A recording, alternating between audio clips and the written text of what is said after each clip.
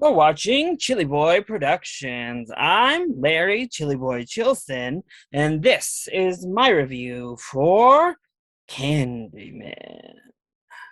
Now, before we get into this review, go ahead and click that subscribe button down below so you can always chill with me on each and every one of my new videos.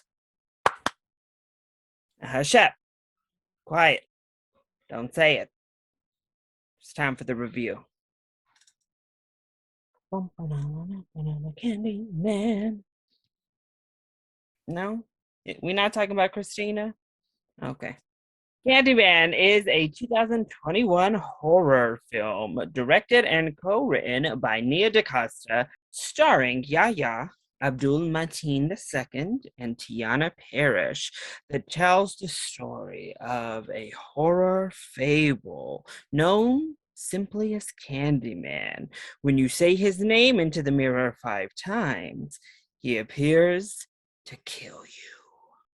When this fable sets the tale for an artist to get new inspiration, he soon finds out that maybe he's in for more than he had bargained for.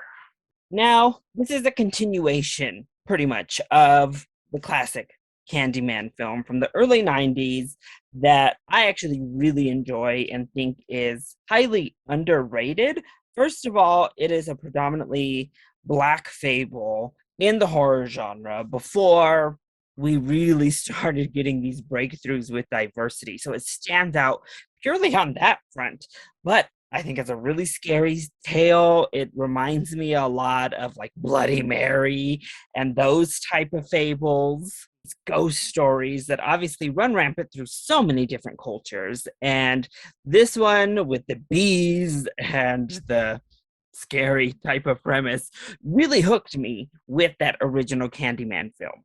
When I saw that first trailer, I was instantly hooked. This looked amazing. And I have to say, I think it was pretty freaking good.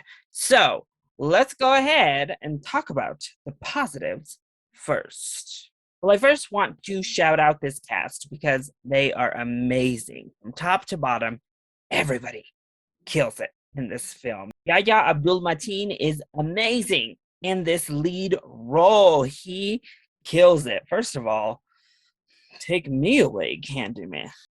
But furthermore, and more seriously, he's great in the role. He really embodies this character. He's so freaking charismatic that his performance alone does so much to carry the film.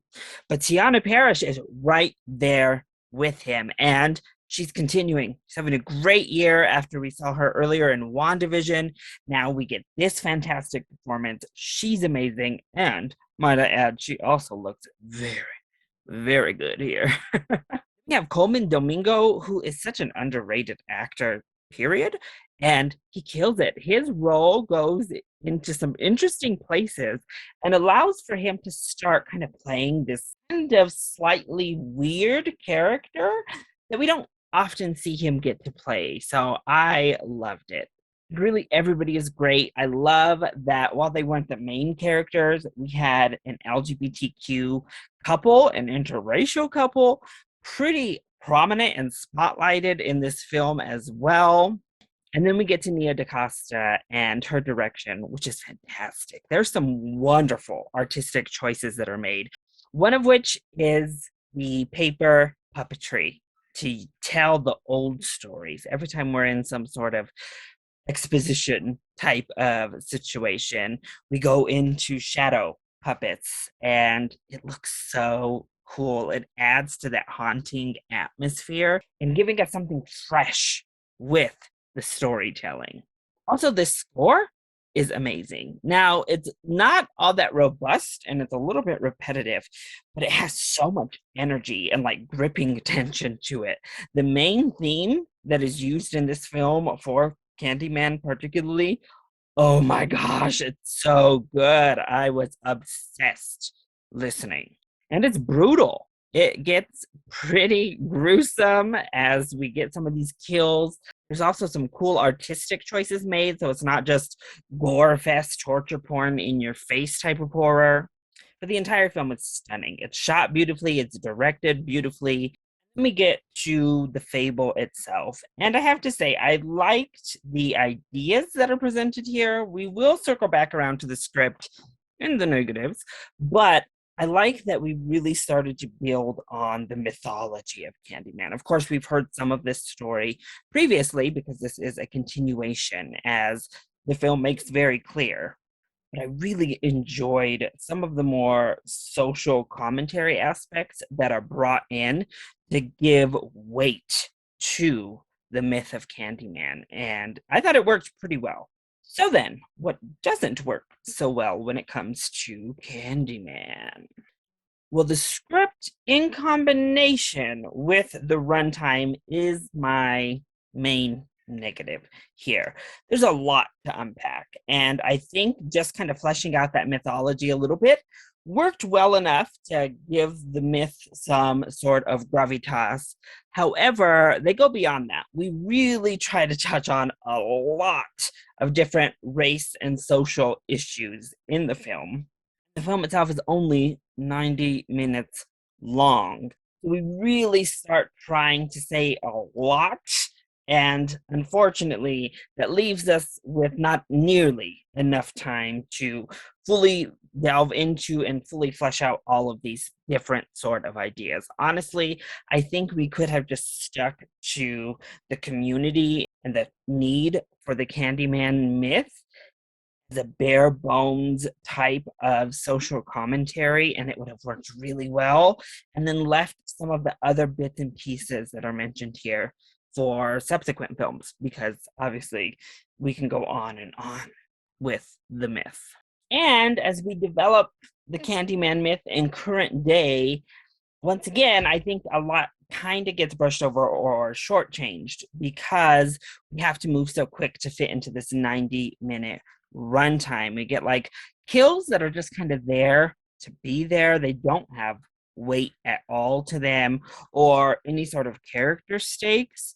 It's like a lot of brush away stuff or brush away characters that are basically introduced to get killed, which is not uncommon for horror at all. But it certainly kind of reduces the myth of it all just a little bit. And when it comes to some of the more logical aspects of how the myth works and how Candyman himself works, you have to call to question some of the decisions that are made in the film.